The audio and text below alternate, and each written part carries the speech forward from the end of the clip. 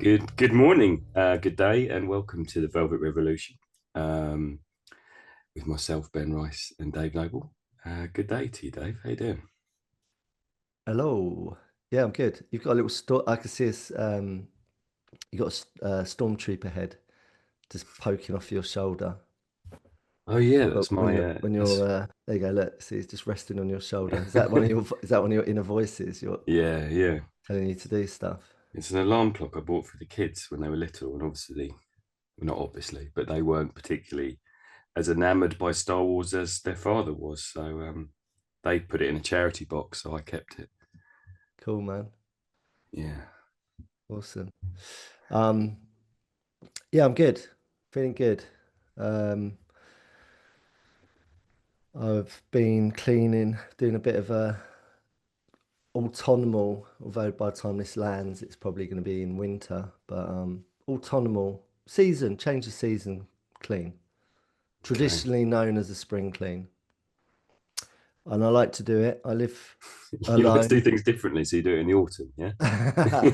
Well, excuse me. I like to at least because I live on my own with Rupert, my cat, and I like to. I don't pay someone to come in and clean. I've done that before, Right. maybe once. I think I've done it, and I thought, nah, I'm not vibing that because if I'm honest, I I could do it myself, and I'm paying someone to do it, and I'm not knocking their skill set, but it's almost like I'm a bit funny about people coming into my space, Hmm. especially this space that I'm in right now because this is like the creative hub. This is like the what can you call it? It's like the Tutankhamun's um, resting place. It's the control room The control room. of Yeah, your space. it's the control room, right? Hmm. So the clue's in the word control, basically. But I ripped it all apart. And yeah, being a sort of like a creative person, artistic person, I have everything in a certain order. And the thought of someone coming in and moving that stuff to clean, and then, it just, no, I'll do it myself. I can do it. I've got the ability to do it myself. So my mum taught me well. You did, mum, to sort of, cleanliness, not to live in shite with crust and isms growing out of things around you. I used to do that back in college with my cereal bowls under my bed. But like, but now, so it's cleanliness. And for me, it's all about mindset because, clean space, clean mindset. That's how Yeah. I see it. And so anyway, I've deconstructed my studio, as I would say, pulled everything apart. Leads are coming out of all sorts of hardware and gizmos and whatever. And yeah, and just like it's all got a certain order, but I've just stripped it all apart, cleaned it, and then put it all back together. So I'm feeling really, that's made me feel really like, right, let's freaking have it. I'm in my control room, I'm in the cockpit. Let's go. It's go time. Um, And I was looking down at my feet just before we jumped on. I just got to share this. I just made a bowl of porridge, right? Hmm. I like a bit of porridge. And I was in the kitchen making it and I was preparing it. I was spooning it out of the saucepan, hot porridge into a bowl. And I saw some, like a little splodge. It's the best word for what you'd call porridge. Yeah. Bit of splodge went overboard. Hmm. Not just out the saucepan, out the bowl, but down onto what I thought was down onto the floor. Hmm. Anyway, so I've continued doing it all. Um, Put the saucepan in the hot water, washing up. And then I got some kitchen roll and I looked down to try and scoop up the splodge and I couldn't see it anywhere. I was like, where's like a phantom splodge of porridge has just disappeared. And I'm like, all right, okay, I don't know what happened there. Like, honestly, I just could not find this splodge. I'm just looked down at my bare feet, so I've got bare feet right now, standing, because I do these standing up at my desk. And I found a splodge. it Nice. it's sort of wedged between my um two middle toes on my left foot. Anyway, I just thought that amused me. I quickly. I'm slightly concerned at the fact that some hot porridge has fallen on your feet and you didn't notice. I didn't. I swear on my life, I did not. I was looking around, and obviously, I've got bare feet right now, Mm. and I had barefoot feet when I was, going through the little kerfuffle of trying to find it, and I couldn't see it. I could not see it on my feet. Bit random. Bit random. I Because don't know. I've had a test this week. One of the tests they have to do for diabetes is they get a little pin, or it's like a yeah, the pin's the best way of describing it, and they poke the bottom of your feet because one of the things that diabetes can do is make your circulation really bad and make your feet go numb. So just putting it out there. Hot porridge could be the next. Okay, I see where you're going with this. I might just let that slide for as long as possible before I go to a doctor and Yeah. say, Doctor, I just need to flag this because my my good friend Ben has just been diagnosed as diabetic, and he seems to think that me having hot porridge on my toes and not feeling it means I'm diabetic. You But know, you never know. I'm No, just you sharing the never. love. I'm just No, sharing the love. I know you are, and you could be actually on point. I do feel quite tired a lot of the time. I always put that down to work, but you may be on something, and Hmm. I will stand corrected and buy you a choc ice. I don't know if you can eat. Sugar-free one. I don't know if you can eat them. If um if I've got it, Mm. so more will be revealed. Maybe Yeah, that's for yeah. season three. That's the Fred from season three. But yeah, I don't know, because I stub my toes. I've talked about this on here before. I stub my toes because I'm always barefoot at home, Mm. always walking around barefoot. If I could, I'd walk barefoot everywhere. Right, I'm one of them dudes, and I do have a tendency to sometimes. Is that dyspraxic where you're just bumping Sort, into things? sort of clumsy. Yeah, yeah, yeah. Yeah, I Can don't be. I don't think I'm present. I pay attention a lot, but just sometimes I'll nick a toe and it will hurt, of course. But I just dissociate from the, non-attachment to the pain. Let it be. Pain is not my body. It's just there. It's passing. Don't attach. Do you reckon that's got something to do with what you're saying?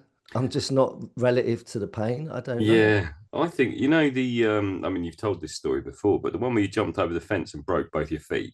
Mm. I'm wondering as well whether there was sort of, Oh my God. That's you've a disassociated from your external. Well, your hands are okay, but you've gone pretty distant from your bottom of your legs. Yeah. Well, look, don't disown people, but look, if you're wondering whether you've got any sort of no, is this appropriate me saying this? If you're wondering whether you're diabetic, mix up a bowl of hot porridge, pour it on your feet, see what happens. Don't do that. Yeah. Don't. Disclaimer. We're just gonna Joking. get loads of people at A&E Yeah. with porridge burns. Dave Yeah. Noble said. Wouldn't be the first time I've yeah. Anyway, but yeah, so other than that, hot porridge on the feet aside, I'm all good, yeah. I'm all Cool. good for having hot porridge on my feet, actually, if I'm honest. Yeah, Yeah, yeah, yeah, yeah. yeah. What about you? I'm really good. I'm really good. Um, Marvelous. I'm really glad to hear that because yeah, it feels yeah. like this diabetic stuff. It's weird because it's quite a big deal, but it's like the final piece of the jigsaw, and I've been feeling so crap for so long that to suddenly feel good again it's like I'm probably just feeling normal, but I haven't felt normal for so long. And like this week, it's been like going back into the real world. Mm, I've got up and gone to work 3 days out of 5. well done, That's well not done. because I chose to. It's because that was how many days were available for work this week. Yeah, yeah. Next week will be the first full week. And I have been out Thursday night. I went into town met up with a mate, and came back and went to work again the next day and didn't fall asleep. And then yesterday again went into town and did loads. Yeah, met loads of people. Walked around town. I mean, I got up at 6 to get into town. Walked along the South Bank. Mm, Walked along the Thames all the way down to Chelsea. Then hung out in Chelsea for a bit. Then I walked up the King's Road and got the tube up to Camden.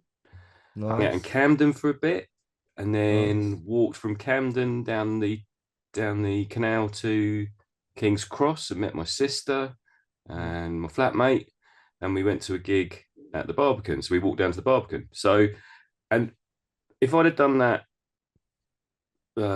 say 6 months ago, I would have been absolutely knackered. I wouldn't have been conscious of it.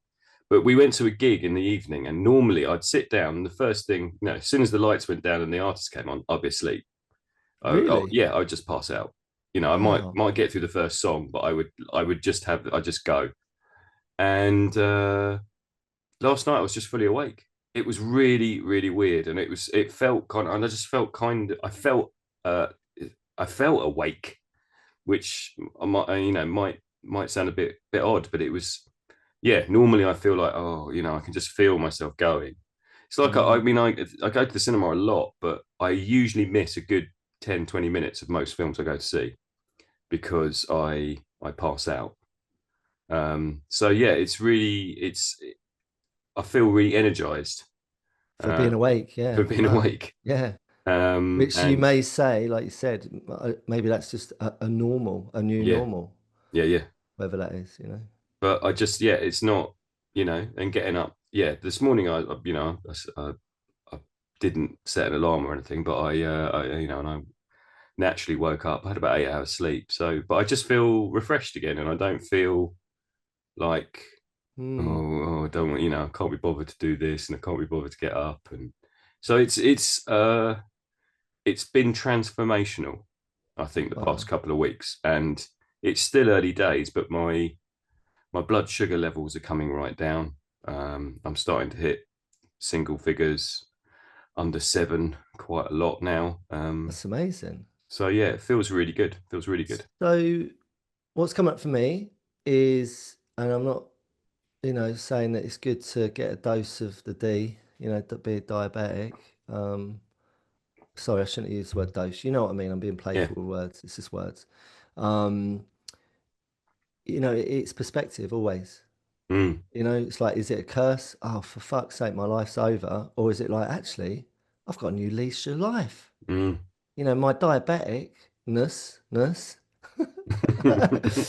is is injecting a new leash. Yeah, new, it's energizing me, quite Yeah. literally. I feel Yeah. energized. And this is great. I feel alive. It's a rebirth, Mm. maybe. That's how I see my 20-year chemical romance, aka addiction Yeah. to Not.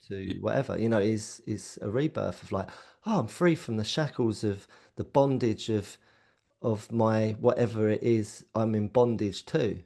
Yeah. Yeah. And now I'm free. Yeah. I mean, I stopped drinking when I was 40.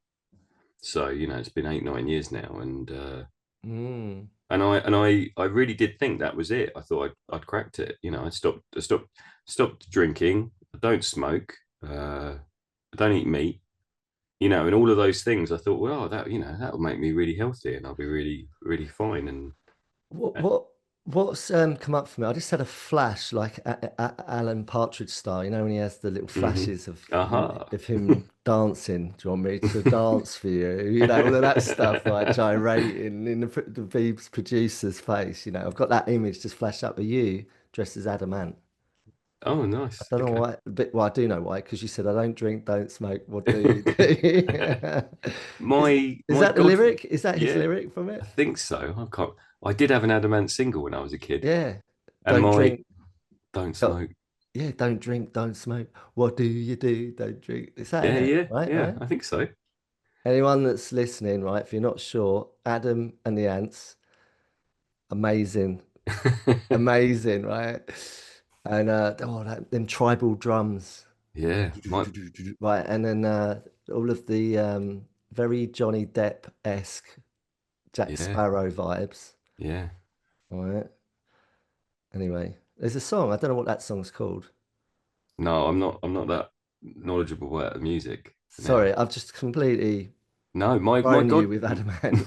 my godfather used to. I had a really cool godfather, who was a graphic designer. I haven't seen him for years, so I don't know if he's still cool. Well, I know he's not because I saw him about, I don't know, 15 years ago, and he completely lost it. But he used to live in a flat in London, and as a kid, I was in awe of him because it was just like the coolest flat in the world, Mm. and it had like a mezzanine bedroom level, and he was just super cool. And he had the top flat, and in one of the flats below was the guitarist from Adamant. Oh wow. Um, and then there was Yeah. another lady who was like a fabric textile artist. It was just the coolest place. And as a kid, Yeah. going there, it was just like these sort of bohemian, artistic, Mm. creative people. And I used to, yeah, go and hang out there. Yeah, Uh, that sounds amazing. I would love to have been there. That whole thing blew my mind. The whole thing. Like I remember sitting on the back seat of my mum's car with that on the radio playing, and then drums just, it's the drums captivate me. It's just everything about it sounded so. It's such a big sound, and the whole thing, the whole imagery of it was just. I don't think that was pre MTV, but I'm sure there was some videos popping up on. You'd see the images of yeah, Adamant in his like, in that costume, the performance art that he was. yeah, And it was just captivating. I was like, wow, this is amazing. This is so like otherworldly to me. And it really mm, captivated my imagination. I loved yeah, it. Loved yeah, it. yeah, yeah. Mm. So yeah, next week, can you turn up in Yeah, full, it, full, full. Was he a highwayman? It was definitely one yeah, video where he was a pretty highwayman, much. wasn't It, he? it Yeah, just reminds me of Jack Sparrow, man. yeah, Like I yeah. think there's Pirate, highwayman sort of yeah, vibe. Keith Moon Yeah, sort not Keith Moon. Keith Richards. Yeah, yeah, that whole sort of piratey. I think Keith Moon would have turned out like that eventually. It's just he didn't get there. You reckon? Yeah, I think. Yeah. Um, but yeah, Yeah. so energy. Adamant gives us energy. And a big shout out to the gig I went to last night, which was incredible. Who was that? Someone called Lorraine James. Oh, okay. They are an electronic artist. Oh, they're a band. They are a they. Oh, Um, they. Okay. yeah, and they came on and basically sat at a desk with what looked like with a laptop and some other gadgets, and Mm. just played the most. I wouldn't say beautiful, although it was at times, but it was really captivating, the performance. Oh, Bearing in mind, it looked like they were doing spreadsheets. well, And it wasn't, and it was just electronic music that sort of, yeah, sometimes there were beats. It was very atmospheric. can I ask, right? You've got no way of knowing this, Hmm. but do you reckon they're using AI? I wouldn't have thought so because it's very glitchy, and it's Yeah. very it doesn't feel it feels very raw and very personal. Okay. Like Right. it feels very DIY, Okay. and So there's something quite lo-fi, soul. lo-fi Yeah, even? Yeah. yeah. There's lots of sort of crackles and glitches and sort of electronic noise, almost like Okay. cables being plugged in and out at times. And yeah, really. And then just at the end, I mean, I've seen them before, and they literally just put their hand up at the end and walked off stage. It was Buggered like, off. yeah, Sounds like Sleaford Mods, where he just turns out on a with beer crates, puts his computer on there. He yeah, does all of that, and the geezer's just at the front giving it. yeah, yeah, Yeah, like proper punk. yeah. And it was just like an hour of just, yeah, really, it's really captivating. I wouldn't Mm. say and it's quite, there's a lot of space in it. It gives you in mind places to go rather than, Are they using like hardware, like synths and stuff, or I think so, but they'd all be very tiny. It's all on like a little desk, and they're just like pressing like loads of buttons. Yeah, like yeah, these? yeah, Like yeah, yeah. like a MIDI, yeah. Yeah. Right, okay, MIDI controller. So because what's just come up for me, I always say that, what's just come up for me, is someone said to me yesterday there's an AI band. Now I knew it was going to happen, Hmm. and I guess Gorillaz was the first sort of concept band that was, you know, like a very, abstract band. Yeah. And the genius that is Damon Albarn, the mad genius that is Damon Albarn, created that Gorillaz concept. And it's quite genius, really, ahead of its time, maybe. Yeah, yeah, Um, and I don't know if it's been done before, but he certainly made it really, you know, mainstream, made it very popular, very popular. It's known all over the world, Gorillaz. And but I knew, it's no surprise that yeah, someone said yesterday, oh yeah, you heard about this new AI band? They've got like, they've all got a face. yeah. Each performer has got a face, and then it's like Spice Girls, I think, you know what I mean? Okay. Girls Aloud, Yeah, they've all got a personality. yeah, I'm not going to say where I think it's come out of, but I suspect I know which part of the world that's come out of. I'm not going to yeah, say it, but it ain't over this way, put it that way. yeah, And because there's a genre that's very popular at the moment, and it's a bit like that anyway. yeah. So I think that this is going to be interesting. Whether people catch on to this, I'm sure a lot of people are absolutely, rubbing their thighs over it, going, "Whoa, AI! It's an AI band. This is great. Whoa!" You know, I'm not one of them. I'm No. not. I'm just like, uh, it, I'm not going to get into it. It's too early in this episode to go on. Basically, like I was saying last episode, fuck off to Mars with your AI band.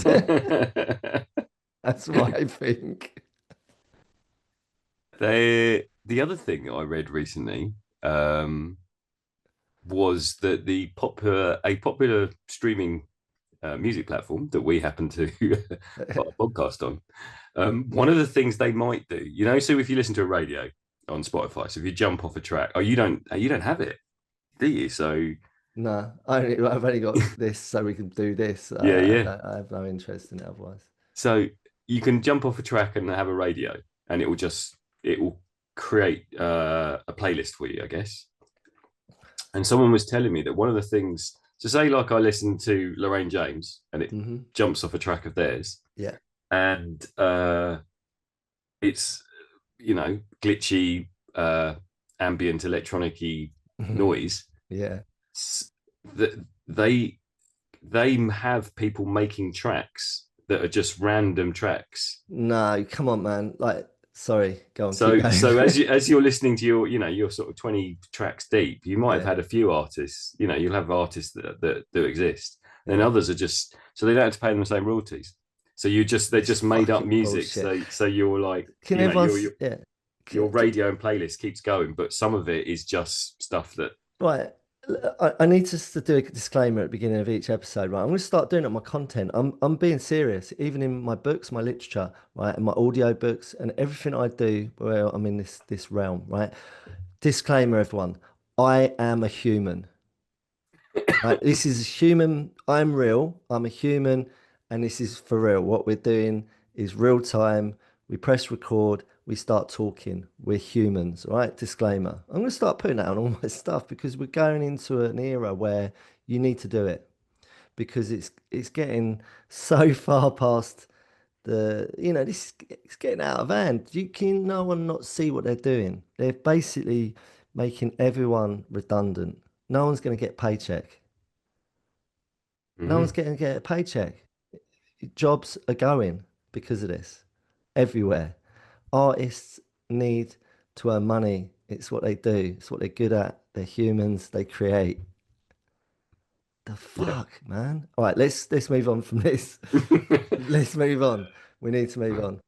Okay. Should we choose a feeling, a letter for today? It's B, isn't it? B for Um, Ben.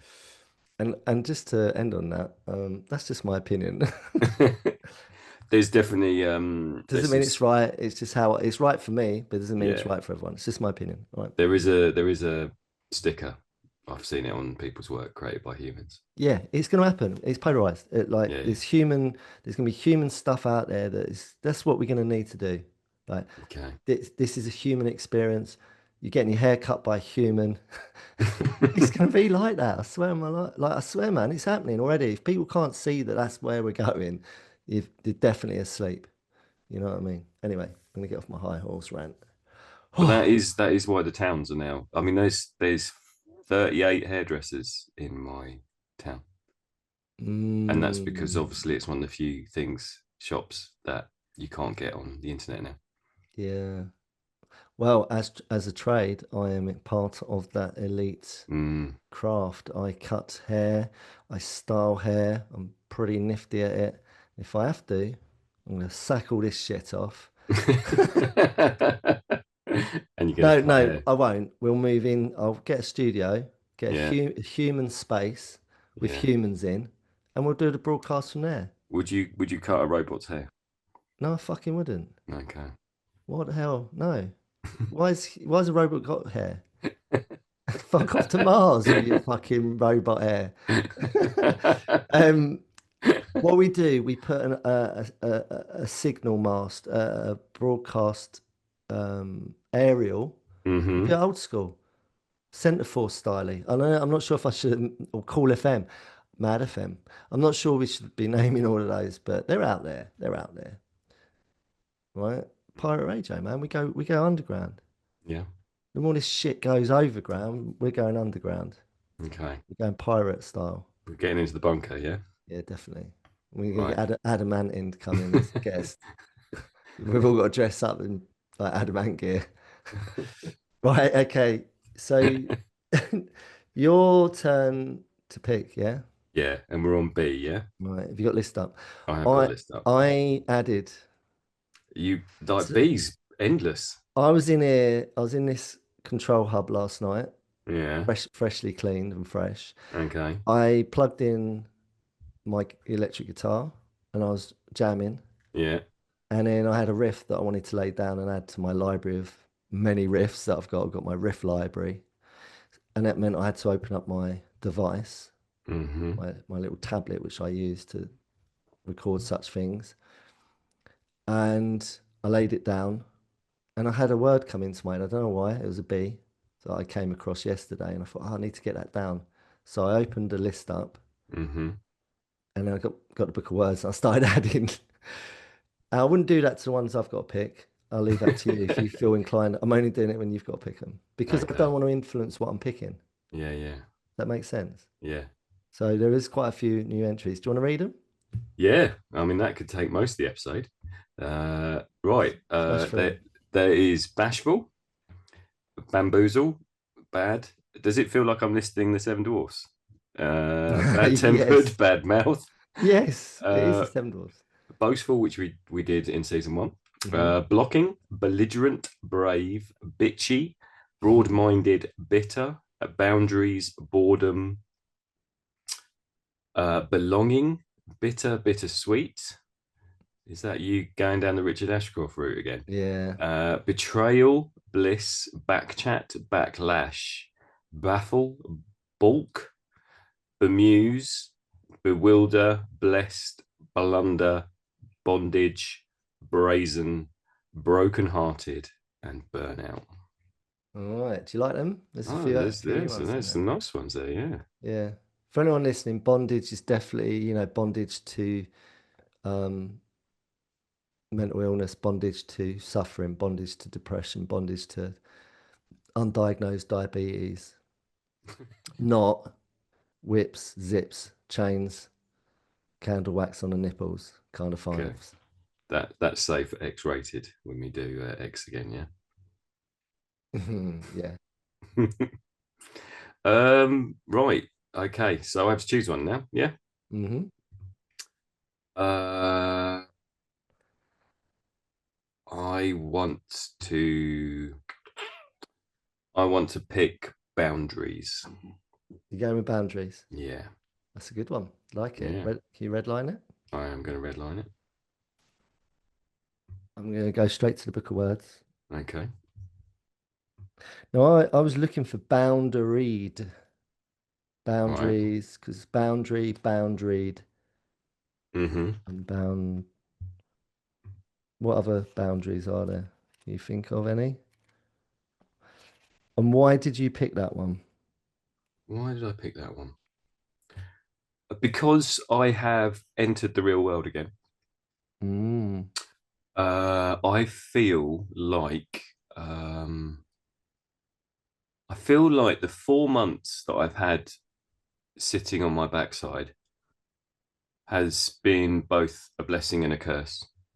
I believe it was time that I needed to uh, work out where I was in the world at that point hmm and at this point and where I've got to. And I think it has given me space to really think about what it is that I want and how I operate in the world. And I think it's really important, or it feels very important to me now as I go back into the real world and start to interact with people, that I have different boundaries. And it feels like I've really worked out the people that nourish me and the people that drain me. Oh, And that's good. That's a beautiful realization to have.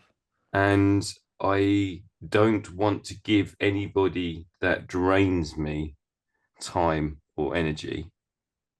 And I want to spend time with the people that nourish me. Mm, yeah. So that's why I think that's why I know I went for boundaried, because the past week has it's been really really interesting going back into the world of work.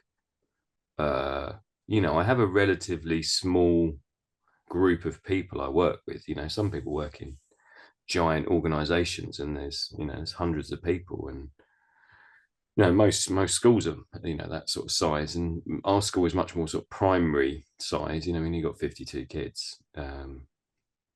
And so we've got staff of about 26, 28. So it's not a lot of people. And so you're interacting with a group of humans that you see quite a lot, I guess, and you know quite well, because that's not a lot of people to spend time with. Um, and it's just really interesting going back, and I did I sort of welcomed everyone back as part of my job, and I sort of Did they welcome you back yeah, they did. as well? Yeah, Yeah. there Oh, was Mr. Rice, yeah. you've been away. Where have you been? Yeah. Where's your rat's tail gone? Something's very slinky Yeah. about you now. And so yeah, it's interesting to be back in that world. And I guess what I said to them was, everything changes, everything stays the same. So Mm. I feel different, and I feel like I have changed. But I walk back into this environment, and there's some very familiar patterns already. So, can you elaborate on that? This is a deep one. I'm loving this. Mm-hmm. This is going to be biblical, man. Because this is This is very, going to be very, raining frogs and stuff. That's what you're talking about. yeah. Because this is very, very, very poignant to how to change your life in a very, very dramatic, um, impactful way, empowering way. Mm-hmm. And it's something I share with you, this journey, this realization. So, can you elaborate on, because you've said, I feel different. Mm-hmm. I recognize there's been a lot of change that's happened in my um, the time and space that I've had to be away, because that's the key to what we're talking about, time and space. If we don't have that time and space to do a metamorphosis, change, like the moth, not the moth. What is it? The something to the butterfly. Caterpillar. I did go to school. Caterpillar. That's it.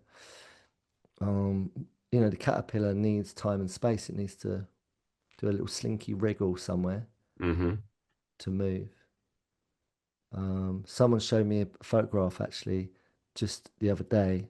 Sorry, I'm going off track. I just need to quickly say Mm. this: that this caterpillar, they saw that a caterpillar was wedged in this sort of crack inside their hallway, Mm-hmm. and they thought, oh, you know, they wanted to do the right thing. They thought, which was to move it and put it in the garden.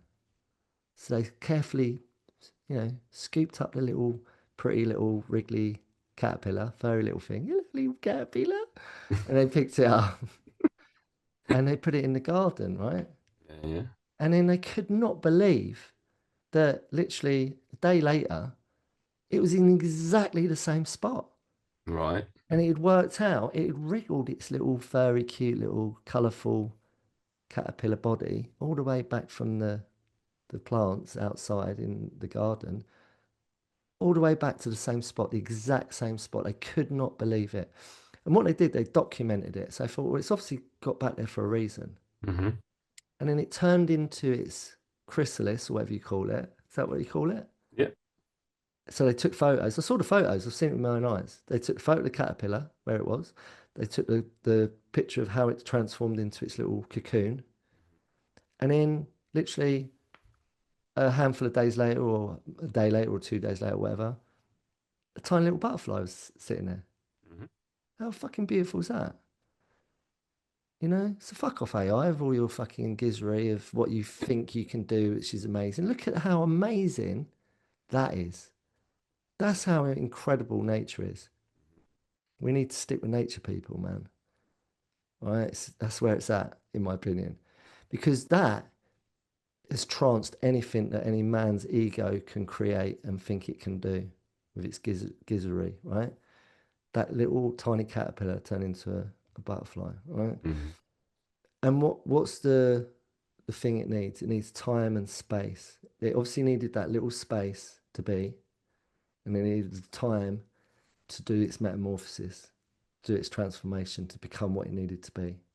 Mm-hmm. Continue. What was the question in the beginning? So I wanted you to elaborate because you said that I recognize that I've gone back to an old familiar space. Nothing's changed. You know, same people scurrying around the corridors and the same people in the office in the back room doing the same jobs and chores with the same attitudes and the same mindsets, unless they've changed it and they've done what that caterpillar's done, Mm, right? And they're all just getting on, right? Business as usual. mm, And all the students, same sort of thing, unless they've had some sort of epiphany in the school holidays. And I'm sure they wouldn't be at your school if they had, right? mm-hmm. Maybe. Or maybe they love your school that much that they'll stay. Yeah, yeah. And they love you, Mr. Rice. Mm, But so that's all status quo, right? Business as usual. But you recognize you've had some sort of transformation. You see it through a different lens. You've changed. And is it because of what I was just saying? That's why I went off on that little story with the caterpillar, because I you have been the caterpillar. yeah, yeah. I think we. Sorry, I think I want change to happen immediately. I want to be transformed to, overnight. You know, I want there to be a bolt of lightning that, uh, you know, God points at me with his finger, and this bolt of lightning comes out, and suddenly I've seen the light, and everything's changed. And I guess what I've realised, or am realising, is that change happens incrementally. It happens in small bits, and what's happened in the 4 months that I haven't been somewhere, haven't been at work, is there's been a lot of change in me. Like, I've been really low at times. I've been really down because I'm like this. stupid thing's never going to heal, and I'm going to be stuck with this wound for God knows how long, and I just feel rubbish, and I feel For awful. anyone listening, you need to re-listen to the last season to know what Ben's talking about. I'm not going Yeah. to tell you. Go and listen to the first season. Continue. Someone did actually talk to me the other day about we maybe need to put like an arse disclaimer on a few episodes because we talk about it a lot. So yeah, Really? yeah. No, I mean as in just Oh, joking. yeah, yeah. Okay. It wasn't as Last. serious. So Okay. Just. arses are talked about. Yeah, All yeah, right. Disclaimer. We're talking about bottoms. yeah. So I think and even then, even when I had the operation, it was like I want this to be done tomorrow. There was an impatience there. And the same has happened now. I've had the diabetes diagnosis. It's like, I've listened to podcasts in the past. I've very much been into that. The health diet.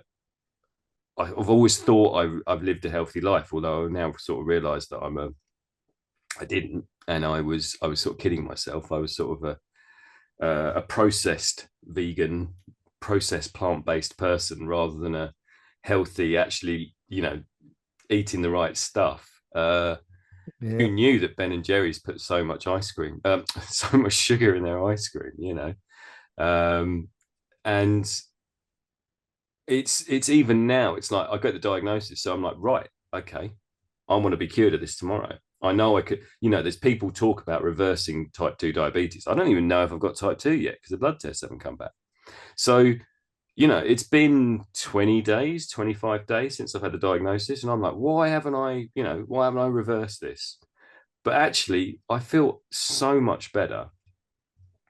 And my blood sugars have come down. And I'm tracking it I have to take my bloods 3 times a day. So it's, it's having that patience with yourself. It's understanding that there is time. And rather than going, I have to change everything tomorrow. I have had 4 months of thinking, right, what is it that I am? What is it that I want to do? What is it? Where do I want to be? And how do I want to be? And that realization didn't happen on day one or day two or day three. It's still happening now, and that's over 100 days later. And I will still continue to change. And I know that I think that's one of the most important things is knowing you're open to change. And one of Mm. the things I can see going back into a school setting is it feels like people are quite stuck. People don't want to change. I can see the same patterns happening again. Even talking about the young people, they're very stuck already. They're Mm. only teenagers, Mm. and it's like their life has already been written for them. Mm. The statistics about you come to an ESC or a PRU, and your percentage chances of ending up in prison go through the roof. Mm. It's like this is your life. It's already been set for you. When actually, the what we should be saying is education is the way out. Yeah. Education is Absolutely. is the way. That's what education is. It's Yeah. change. It's learning. Yeah. It's growth. Because the irony is, by the time you're at the big boys institution of prison, the irony is it's when they're normally in that space, the smart ones Yeah, who really hit the rock bottom there go to the library. yeah, Or they go to the classes, they go to the student, they become the student for the first time in their lives properly.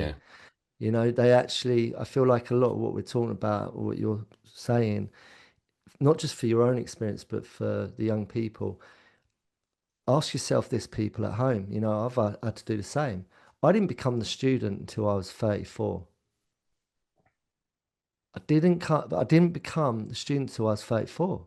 Mm, I went to all the schools, college, life, but I didn't become the student until I was 34. I didn't become open, honest, and willing to become teachable and be the student until I was 34. mm, Right. And for a lot of people to end up in prison, and some of them people at your school that might end up there because they're in between mainstream and you're the bridge to that possibility.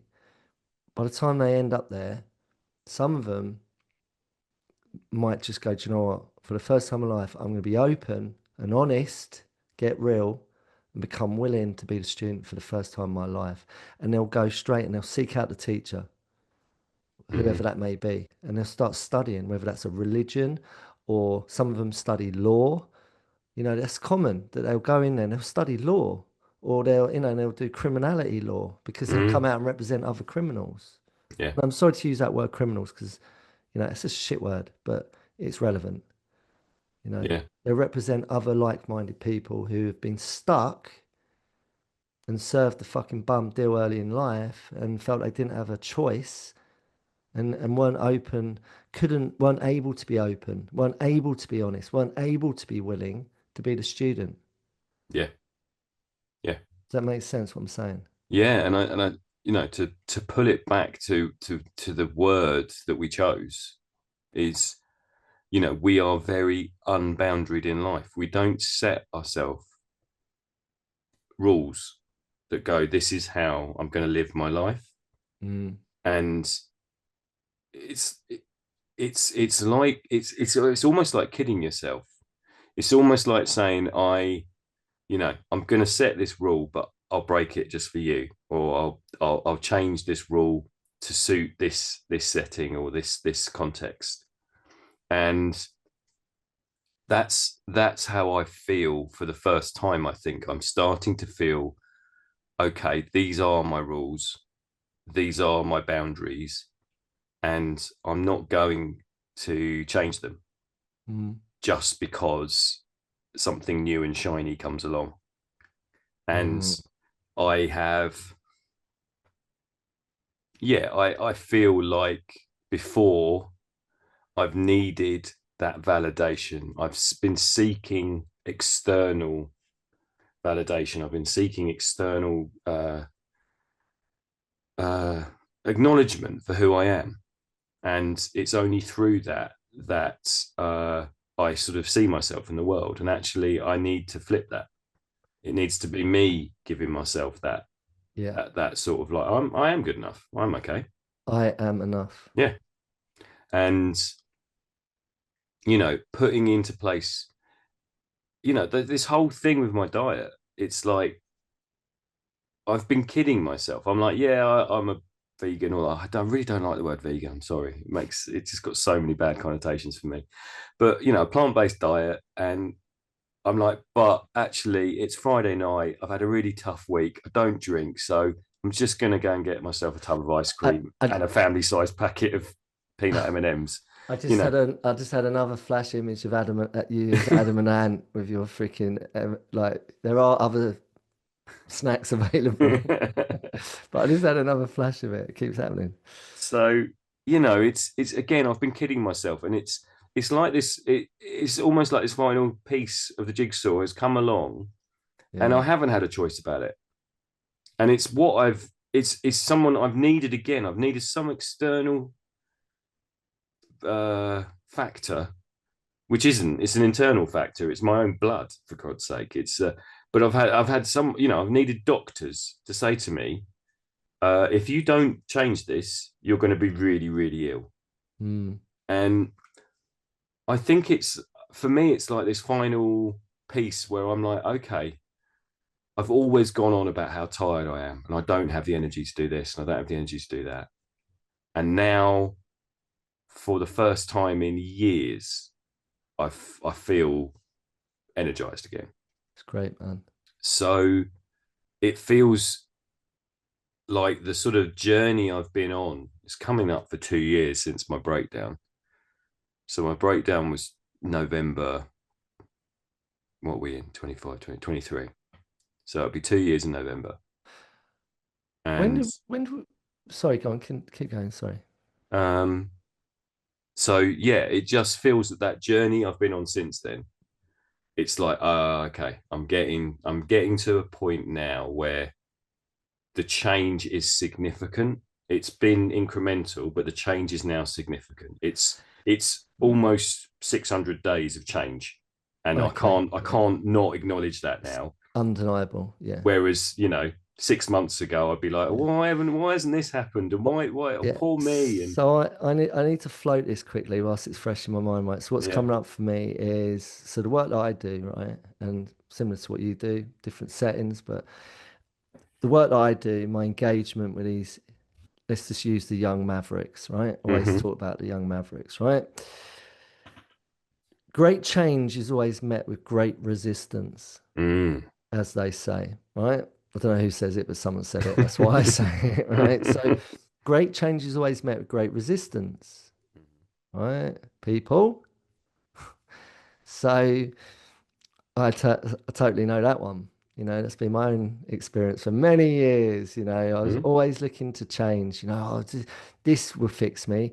If only I can just get to this point in my life, then everything would be all right. Mm. Yeah, All of yeah, that stuff. It's always something that are external.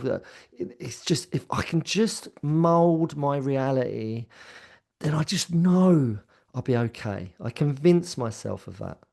yeah, And I continue to kick the can down the street, right? mm-hmm. And like you, I always talk about this. The can at one point will just come flying at you, and it's a big, gigantic can, and it will smash you right on the bridge of the nose to wake you the fuck up, Mm-hmm. metaphorically speaking, Yeah, right? Um, so great change always met with great resistance, right? So it makes sense that we, and I'm going to be bold and say we, right? mm. Because this is for everyone. Sometimes I have to speak for myself, but sometimes I'm like, nah, fuck it. I'm daring to say we Mm-hmm. can be very resistant towards that, making those relevant changes. Now, if you're anything like me, people, I need to smell it. I need to taste it. I need to feel it. I need to know it's real for me to even bother to begin to invest my time, energy, and effort into actually, can I even be fucking asked to make the change? Yeah, Right? I need the evidence because if I ain't got the evidence, I can't be asked. I'm just going to stay stuck and be in fear and anxiety and overwhelm and create this false narrative that everything's cool when it ain't. I'm putting on this mask, right? mm-hmm. And we've covered all that in the first season. There's a lot in that, and anyone that hasn't, you've only just caught up with us. I encourage you to go back and listen to some of that because it's like a jigsaw puzzle. All of what we talk about all leads to the same point. Getting Yeah, fucking real. yeah, Getting real.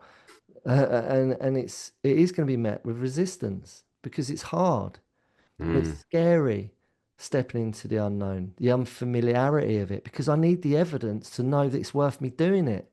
Yeah, yeah, So yeah, you've now got the evidence that it's real, yeah, is what you're saying. yeah, and I think it's uh what that's reminded me of. Another gig I went to this week. I went to see someone called SG Goodman, and Is she a human? she is a human, Okay. definitely a human, and she comes from the deep south of America. She's got one of those incredible Southern American accents that's Mm. just it sounds unreal. Are you sure she's real? She's not a hologram. She's not like, She was definitely real. She was okay. yeah, yeah, she was yeah. I don't These know are how I know. these are the conversations that are going to be Yeah, pretty yeah. commonplace. I'm just warming everyone up for it because this is what Okay. we're going to be talking about this sort of stuff in the future. Yeah, yeah, Was that a human? Was it real? yeah. Did she? Yeah, yeah. She have real hair? There's a lot of hair. Yeah, Did she glitch? yeah. No, no glitching. No, she was No? there the whole time. There was no Sure. moments where she sort of Did switched off or switched Did back you on. see her taking a pee? No, We need I a pee. don't. The pee test is the only way. I can imagine there's a few others. Yeah, and I think that one might be illegal. I just think if you're going to have to ask a woman if you can watch her go to the toilet to check she's real, I think you might get arrested.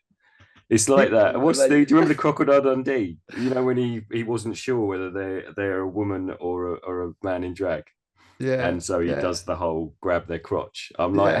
how did he get away with that in the 80s? Yeah, I know, man. Yeah, You couldn't do it now. no, But this could be a very real thing. I know I get a bit ranty, I know I get a bit sort of passionate about stuff, but it's sort of like a half um, humor, dark humor stance to what I'm saying. But it is mainly I'm deadly serious. You know, yeah. Sorry, go on, continue. So the SG Goodman is definitely real, and she is a sort of country rock singer, and she does a song called "The Heaven Song," which I think is incredible. It's about 9 minutes long. It's really Did she beautiful. write it herself? She No, I'm did. joking. Go on, keep going. um, and the whole premise of the song is this idea of like, is heaven real? And I don't, and sort of looking for proof or looking for evidence. And the chorus is, if I see it, then maybe I want it. That's Mm, what reminded me that when you were talking about this idea that we are afraid to step into the unknown. We're yeah. afraid to go places that we don't know what's going to happen. And you know, I think that's why we end up very stuck in life, because we won't step out of the familiar, the comfortable. And can I bring in the word boundary into that? Mm. Right, just quickly. I've just got the book of words. I want to just read it and I can put the bloody book down. Right, so Have you been holding the book all this time? no, it's just in front of me, but I just want to do it. Right, okay. So boundary, yeah, Yeah, and in yeah. brackets boundaries. Okay, a line marking the limits of an area. Hmm. Okay, a line marking the limits of an area. It doesn't have any association to what most people use, or not most, but what we're talking about in that context. Underneath it says cricket, a hit crossing the limits of the field, scoring 4 or 6. Four. Anyway, that's cricket. But boundaries, that's what the book of words says. So no connotation to what we're talking about. But using the term boundary and what it means in the book of words, that line, it's a clear marker of a space that you want to create a border, a boundary. Yeah. Yeah. Do you think, in the same sense, it's important to have one? I know what that means to me. I didn't have any clear sense. Maybe some of the people that you teach, I know certainly a lot of the people that I've had to engage with, the lines are blurred. Mm, That's the problem. They don't really know what the boundaries are. They've never really been taught, well, there's no boundaries. mm, Boundaries aren't respected. Boundaries aren't created. Boundaries aren't maintained, etc., etc., etc. So it's a bit of a like a, that's what the feralness of it all, right? If that's the right word. mm, But in the same sense, where there are no boundaries, and we know what is the outcome to that, is it can be quite a feral, it's quite wild, if you want to mm. use that term. It's a sense of, you know, I can do anything. Yep. I can do what I want when I want, how I Hmm. want, right? I have my own version of that, right? But then when we start to learn, because like you, I started to learn about boundaries, what they actually mean, the fact that I didn't have any, Mm, that I didn't respect other people's, and I didn't have any for myself, and I certainly didn't respect myself. So how am I going to create or maintain any healthy boundaries for myself? Not just to not allow other people to come into my space. So I've got a safe haven, a sense of safety, but I would trample over anyone else's. I had no sense of what was healthy or not, in skillful and unskillful way. yeah. So do you think when you start to learn about creating healthy boundaries, you understand what they are and you realize, right, okay, so I have a part in this. I play a role in creating and maintaining and respecting my boundaries and then other people's, right? Mm. That boundary is, I'm trying to think what the question I was trying to ask you. Do you feel you need to, do you think that same boundary that I'm talking about is the same boundary that keeps people stuck. I think it's a real conundrum in that we have just talked about the idea of the unknown, the uncertain. And to go into that, you have to step over the boundary, I think, at times. I The think you, boundary of the unknown. yeah, I think you have to step into that sort of void and go, what's, but I think if you go into that unboundaried, then you end up in trouble. So I think you have to go towards the space. I think you have to go towards the uncomfortable places, the places you wouldn't normally go, because that's normally where growth happens. Growth isn't learning isn't pleasant. It's a lovely thought that we can just tell stories and play games, and all of that will keep us safe, and it will. And a lot of learning is that foundation. But when we really want to grow, I think we have to go somewhere that's uncomfortable and doesn't feel great. And that's Because, sorry, because go on. it's stepping into the unknown. It's going, I don't know if I can do this. Yeah, And that's why I can see it every day at school. You know, these kids have missed huge gaps of that learning foundation. So they they might not be able to read very well. They might not know their times tables. These sort of basic foundations of how we interact in learning. So stepping into a classroom is absolutely terrifying because they are full of shame, full of guilt. It's like, I'm not good enough. yeah. And to push people into that space, push people into that world, is really uncomfortable. So you have to create such a safe space for doing that. You have to Mm, such a nurturing space to go, it's okay, we've got you.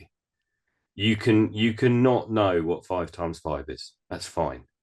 mm, You cannot know how to say this word, and no one is going to laugh. No one is going to mock you. No one is going to make you feel bad about yourself on top of what you're already feeling.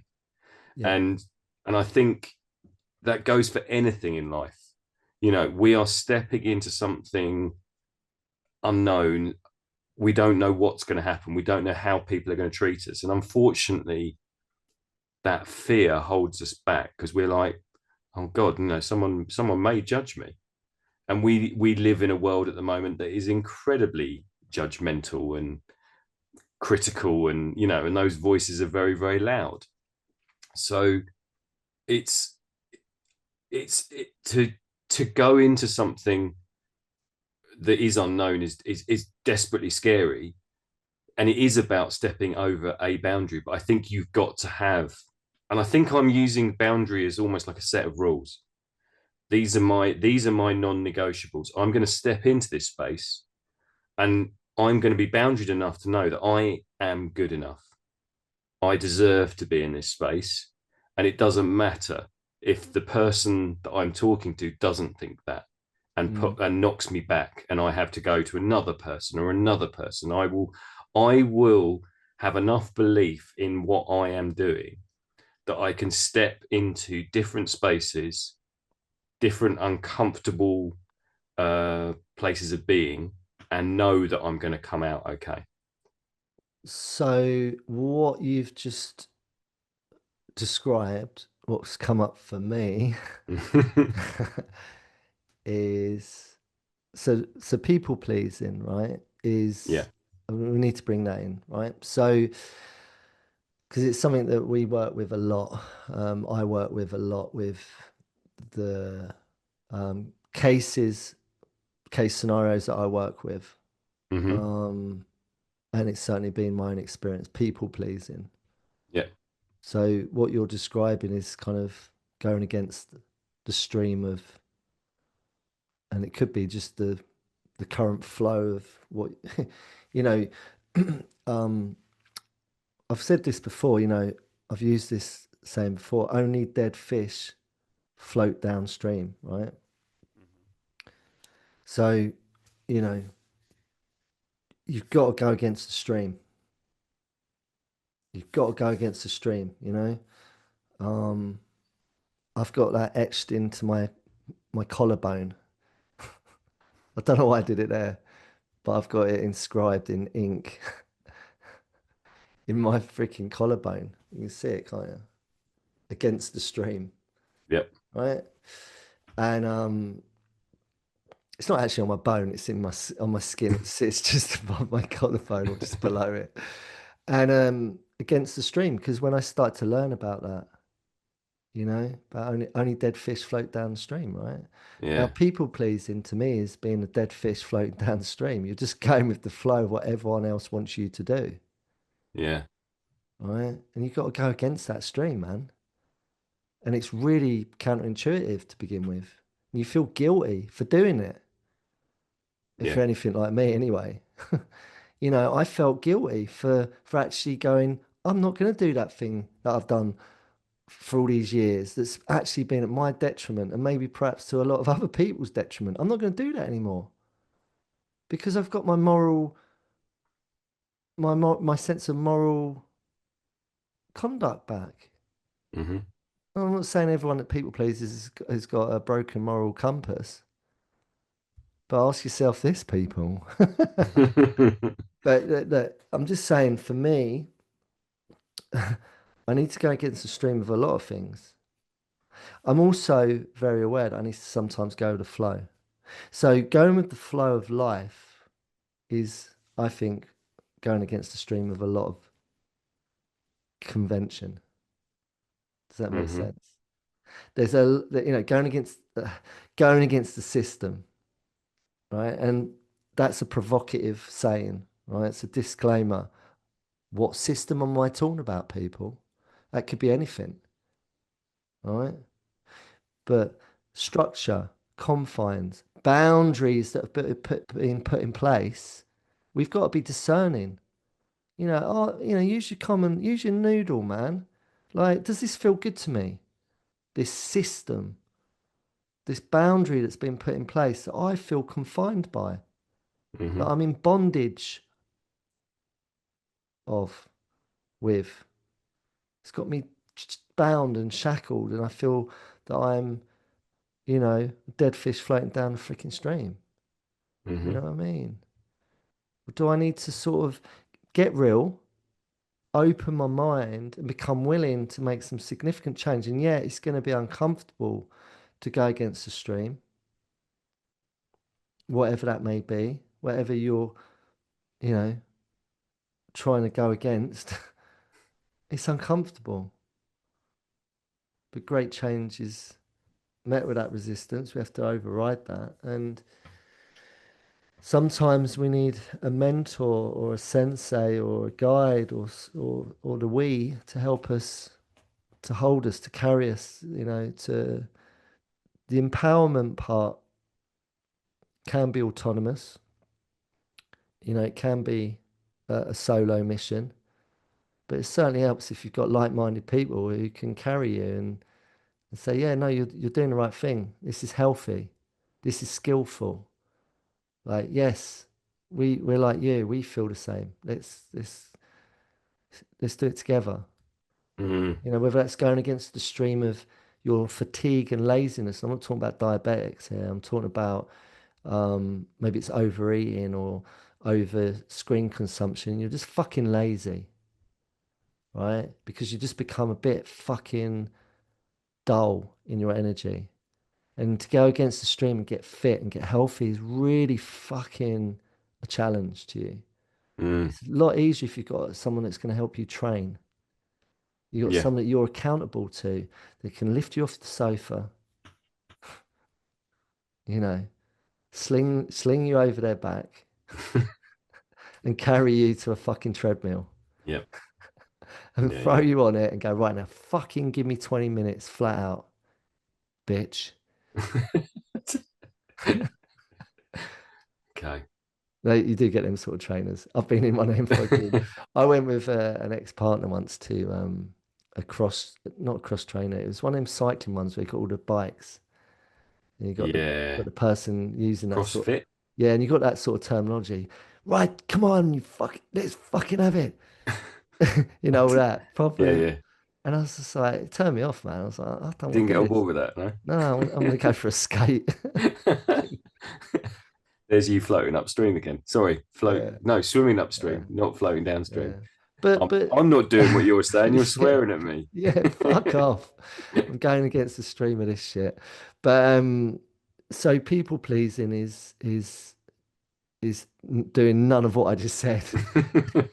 You're just, where's your empowerment? Where's your sense of empowerment? Well, you won't have any if you're just people pleasing. Yeah, where's your ability to question and say is this what I want? It does this make me happy? Yeah. So two questions. Why am I doing it? Mm, Blank. All right. Why am I doing it? Question mark. Blank. Fill the blank out, people. All right. yeah. So write this one down. It's a good one.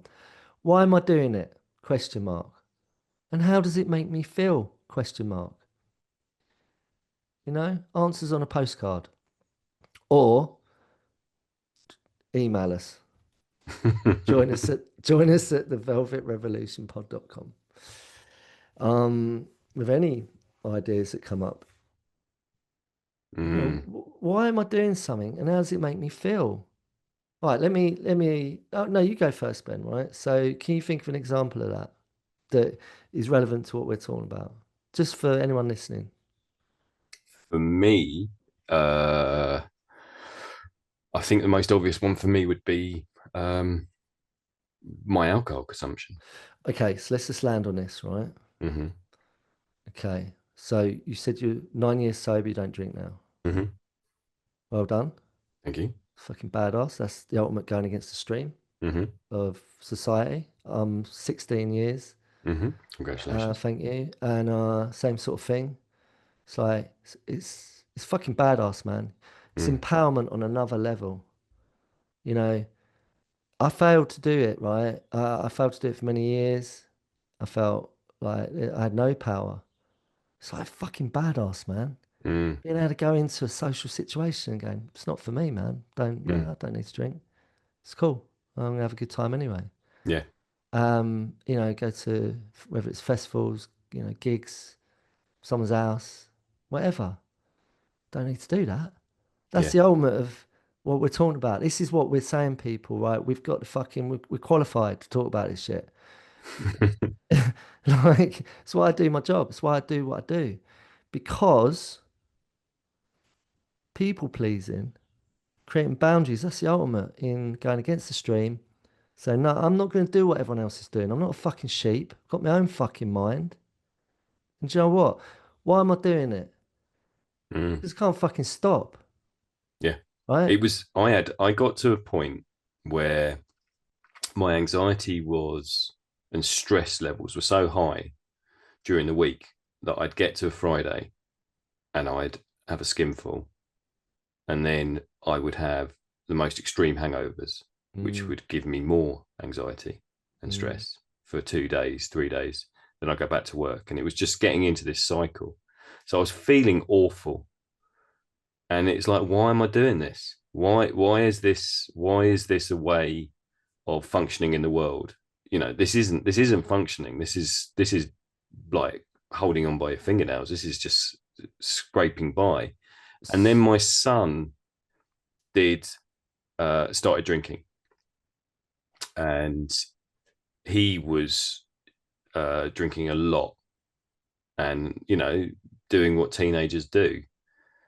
And I didn't have an argument for him when he came back to, well, you're drinking, you're getting drunk, and I that was the point. I was like, actually, he's totally right.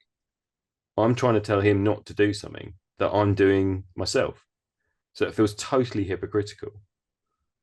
And I had no arguments left. There was not a point where I could go, oh yeah, that I'm telling him not to drink, but I'm now going to go and drink 5, 6 pints and then have a bottle of red wine and feel awful. Why am I doing it? Couple of shots, A couple of shots. I never did. Well, I did mm, back in the day, but bag of chop. Don't go there. You're a teacher, Mr. Rice. Anyway, look, sorry, I totally diverged because I was asking you the question, but then I went into one. Hmm. Right. So, but I just, I just went with the flow. Right. Anyway, sorry. So, why was you doing it? Just answer that. Why was you doing it? Because from a very early age, that was the pattern of life. Okay. That was looking back at it now. I My family's relationship with alcohol is pretty toxic. Hmm. And when you're brought up in that environment, drinking is seen as the norm, as Okay. something that's good. And drinking to excess is seen as something good. Uh, and it's only when you start to look at those patterns and go, actually, I'm not, I don't want to do that. I don't want to repeat that. And so it's like a lubricant. That's what way I see it is in social settings or at Mm, home in the house or mm, the workplace. TV, it's all there. It's very um, it's big business, isn't it? A lot of money yeah, in it. So it's made to look like it's a premium thing we do, right? It's what we do, especially in England. We do it fucking big yeah, yeah. and we do it hard and we do it well, right?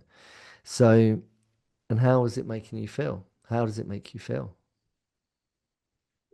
It made me feel awful, and the realization of that was quite profound. The going from not waking up every day feeling like death to waking up and going, oh, I can, I don't have a headache and I don't feel like I want to just let the ground swallow me Mm. up. And it was transformational for a period of time, and did give me a feeling of strength because it felt quite empowering to say no and to be in situations. I've been uh it's really weird. When I first started, you go into a pub and order a sparkling water and they'd be like, oh, you're all right, had a heavy Yeah, night, or there's always a comment. Or I'd start a relationship with someone and they'd be like, but you're going to drink eventually, aren't you? You're just not drinking for now. You're just having a detox. It's like, no. And yeah, people would be very uncomfortable. You yeah, watch certain people, they cannot, like, what do you mean you're not going to drink? yeah, yeah, What happens when I drink? And it's like yeah, you can see the awkwardness in them. It's like, you know, the yeah, social lubrication as you talked about, it's like the opposite effect. It's like, oh my God, you're not going to yeah. drink and you're going to be around us. And that just illuminates how fucked up that is. If you think about it, put it into context, right? People, anyone listening, right? I'm sorry if anyone's listening and you are in the everything we're talking camp of, social lubricant, you drink socially. Sometimes maybe you get completely off your fucking twaddle and all of that, right? So there's no judgment coming from us, I assure you. There's no No. judgment coming from me, right? Um, it's not for everyone getting sober, right?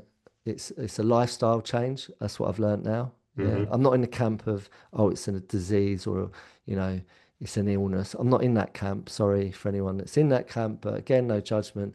It's just the way I see it. I just see it as a lifestyle change. I choose not to drink, right? And yes, I was addicted. Mm-hmm. Okay. But I broke the spell of addiction, right? Mm-hmm. And if you want to know more about that, get in touch and I'll tell you more about it, but or read my book, whatever. But it's just the way I see it, right? It's a lifestyle change.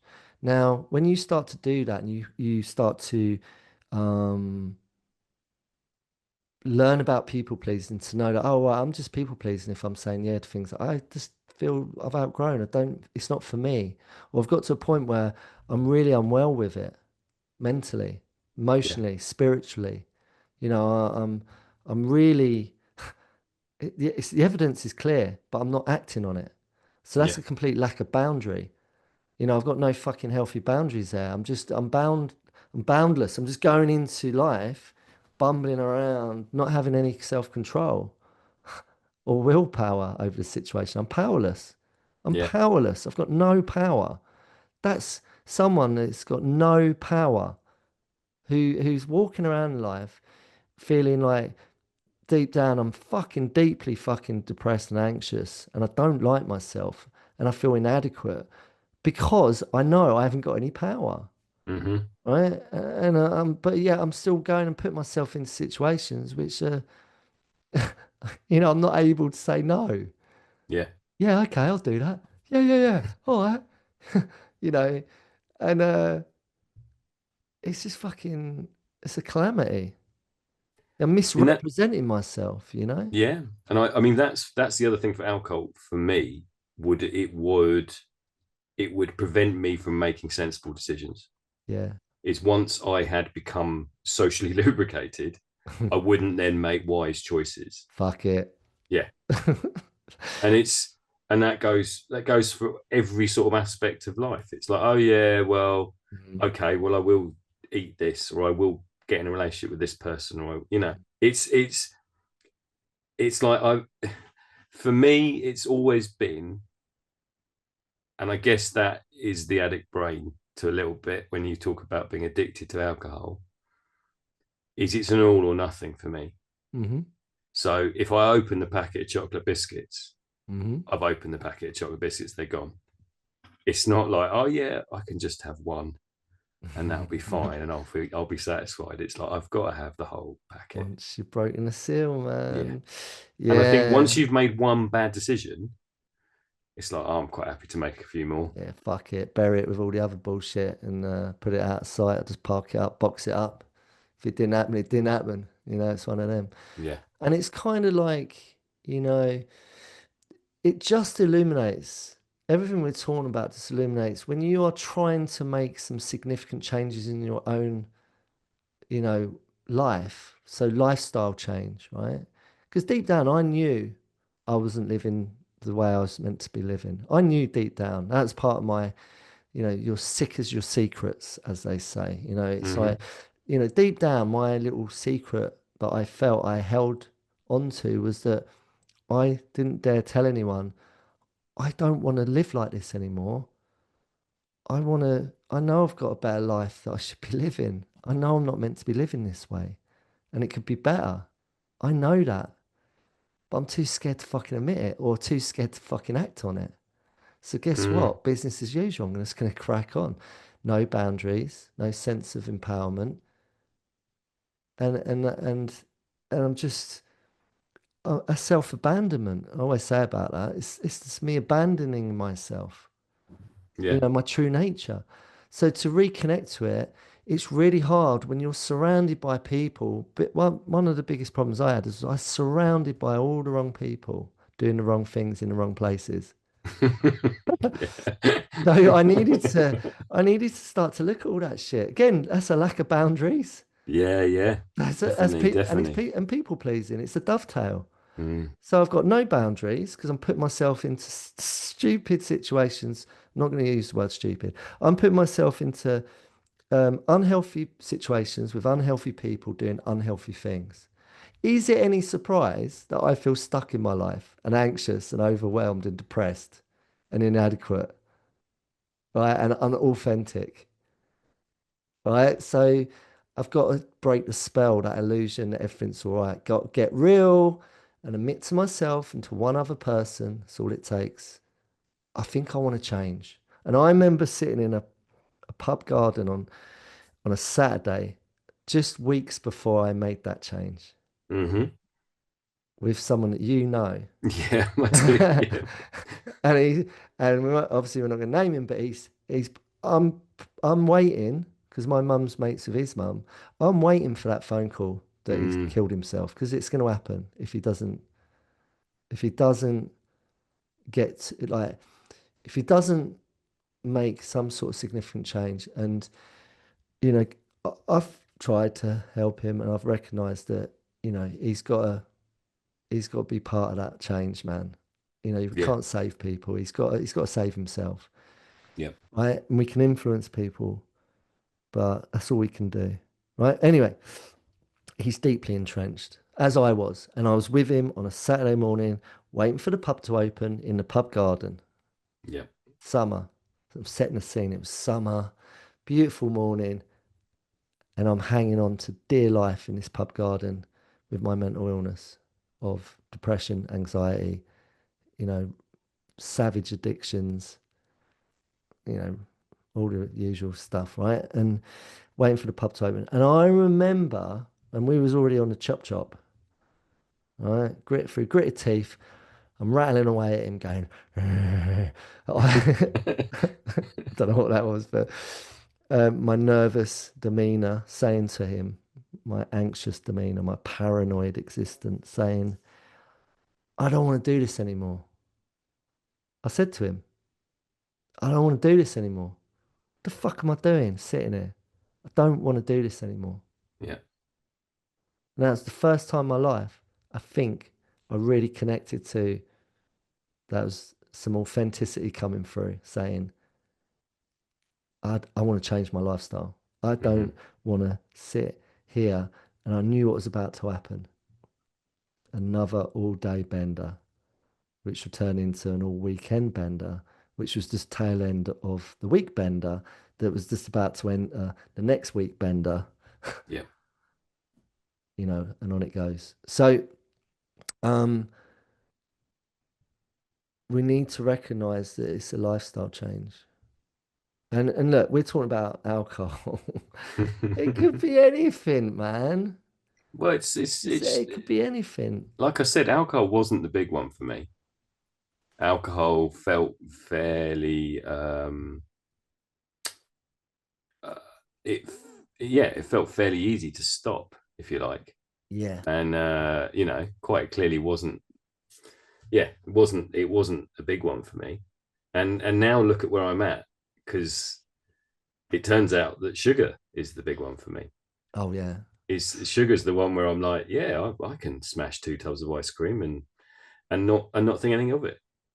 And not think, well, yeah, that's probably a bit excessive. Well, there's a very well known, I'm not going to name it, there's a very well known global phenomenon, I can never say a word, of support for people that are ex drinkers. I'm not going Hmm. to say what it is. Um, and yeah, sugar's something that, sugar, caffeine, and coffee is something that seems to be a thing that they don't really, unless they realize and recognize what we're talking about.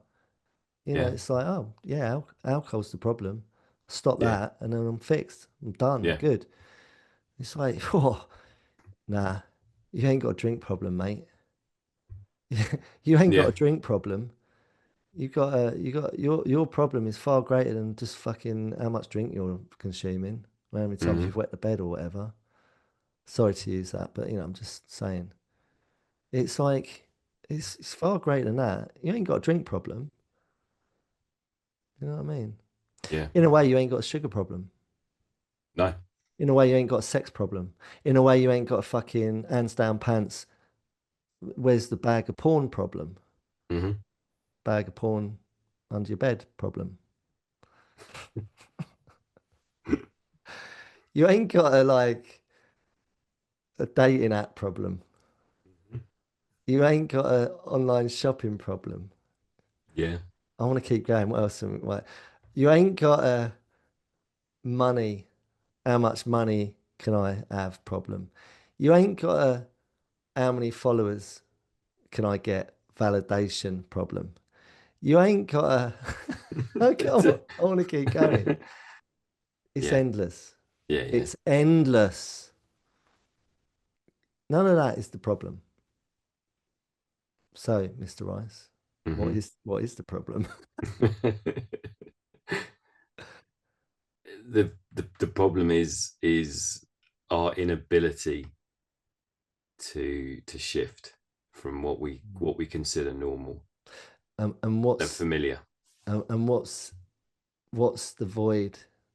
All of what I just reeled off. There's so many more. I want to keep going with that. I'd love to. I'd like to do a whole episode. Just we check in, and we could probably fill a whole episode doing it.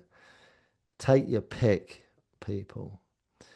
You know, work problem. You ain't, you're overworking, workaholicness. isn't the problem. What are you trying to fill? What's the hole? Yeah. What's the hole? Why have you got a hole in your soul?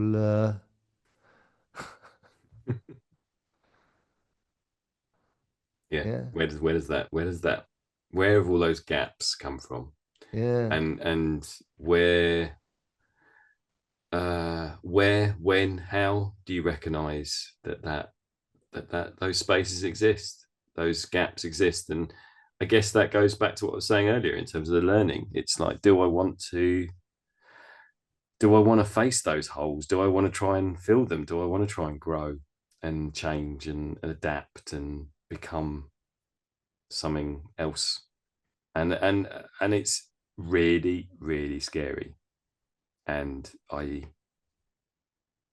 think that's why it comes down to it comes down to you've got to want to change. It comes down to the individual.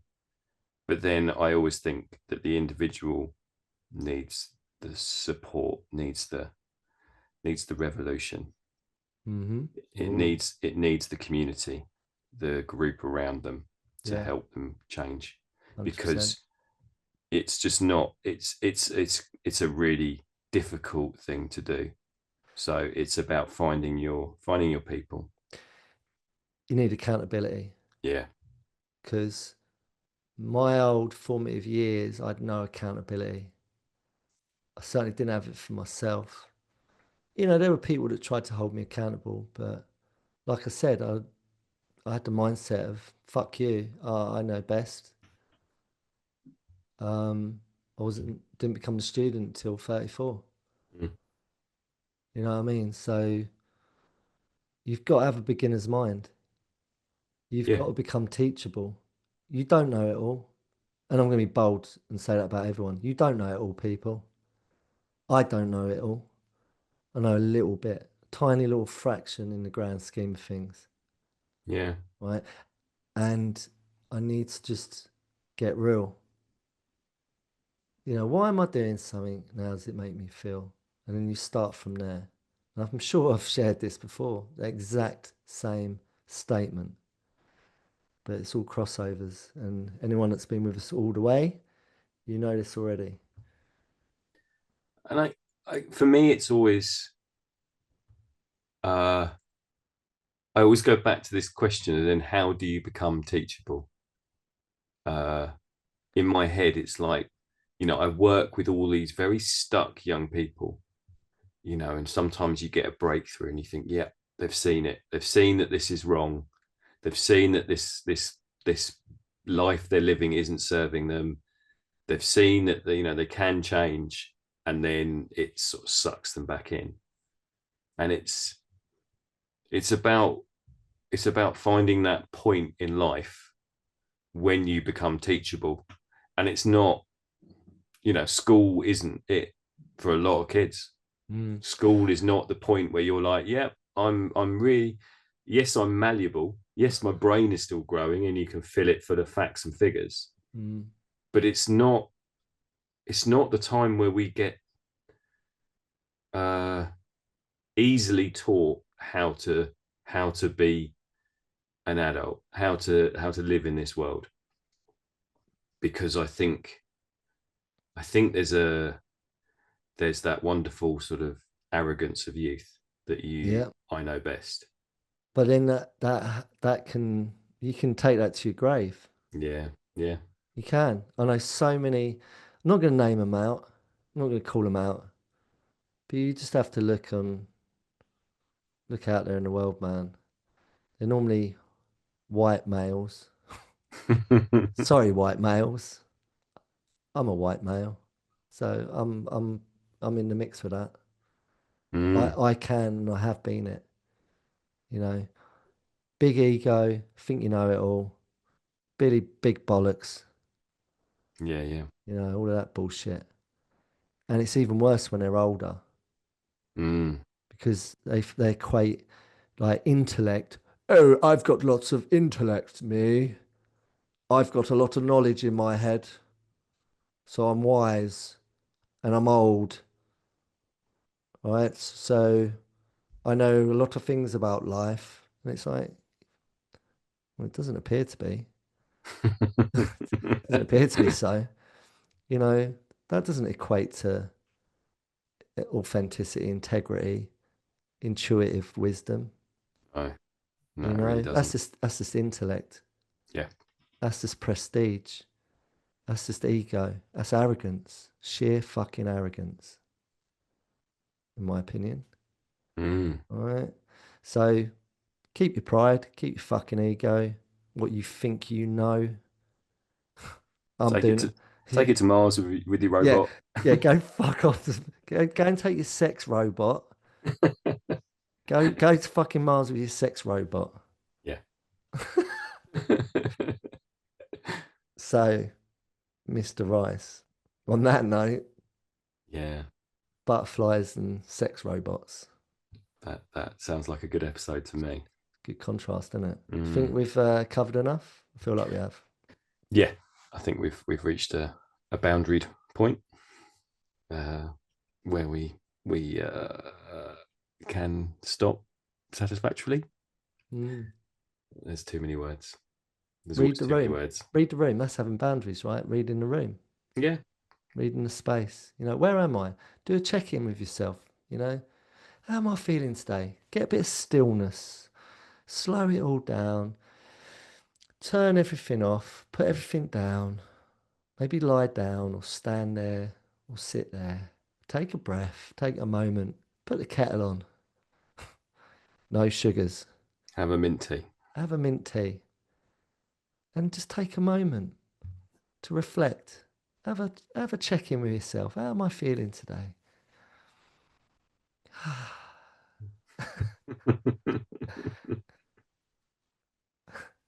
There we go. Mint tea sales should be going through the roof now. Yeah, going for the sponsors, man. Yeah. Please. Okay, all right. So, how's that for you? That was good. That was good. Thank you Yeah. for that. Yeah. How about you? You feel all right? Thank you for saying thank you. Not sure what you thanked me for. Just my participation, I guess. These conversations are always a joy and always make me feel better. So that's Good. what I Yeah. thank you for. Oh, it's reciprocated. It's very visceral, very therapeutic engagement that we have. Mm. And it's got a lot of spirit in it. I like it as well. So thank you. Yeah, it was good. It was nice. So I'm gonna stop recording in a mo, and then I'm gonna go out into the wilds. It's raining here. I'm gonna go and do a sea swim. Nice. Yeah, a walk and a sea swim. Some nice food. That sounds like a nourishing Sunday. Yeah, what you got on? I'm going to head into town again, and my dad is exhibiting at an exhibition. He's Oh, doing some lighting stuff. So me and my sister are going to go and fan his ego. Going to go wicked. and going to go and show up and be. This is really great. Is it And strobe lighting? it'll be one of his liquid light Wow. shows. So he's in the he's he's got to the point now in his life where he's in the history corner. So Ah, okay. yeah, No they'll strobes, no no strobes. no strobes. It's all old school. Yeah, overhead projectors and liquids and stuff. So he's in the history corner in this exhibition. So we'll Lava, go la- and lava lamps. yeah, pretty much. Yeah, That's what I've got an image of. yeah, Well, enjoy. Yeah, we'll enjoy. do. And I'll see you on the next one. See you on the next one. You All take right. care. Take it easy. Bye. Ciao.